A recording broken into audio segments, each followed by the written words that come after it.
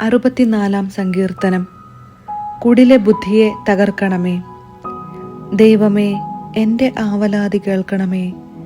ശത്രുഭയത്തിൽ നിന്ന് എൻ്റെ ജീവനെ രക്ഷിക്കണമേ.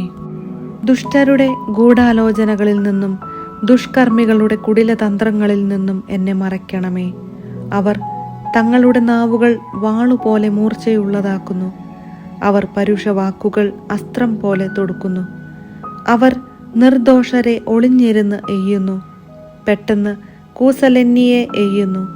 അവർ തങ്ങളുടെ ദുഷ്ടലക്ഷ്യത്തിൽ ഉറച്ചു നിൽക്കുന്നു. എവിടെ കെണി വയ്ക്കണമെന്ന് അവർ ആലോചിക്കുന്നു.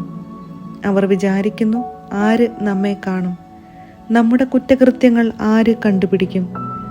കൗശലപൂർവമാണ് നാം കെണിയൊരുക്കിയത്. മനുഷ്യന്റെ അന്തരംഗവും ഹൃദയവും എത്ര അഗാധം! എന്നാൽ ദൈവം അവരുടെ മേൽ അസ്ത്രമയക്കും. നനച്ചിരിക്കാതെ അവർ മുറിവേൽക്കും. അവരുടെ നാവ് നിമിത്തം അവിടുന്ന് അവർക്ക് വിനാശം വരുത്തും. കാണുന്നവരെല്ലാം അവരെ പരിഹസിച്ച് തലകുലുക്കും. അപ്പോൾ സകലരും ഭയപ്പെടും. അവർ ദൈവത്തിൻ്റെ പ്രവൃത്തിയെ പ്രഘോഷിക്കും. അവിടുത്തെ ചെയ്തികളെക്കുറിച്ച് ധ്യാനിക്കും.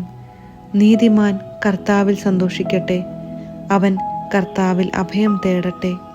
പരമാർത്ഥ ഹൃദയർ അഭിമാനം കൊള്ളട്ടെ.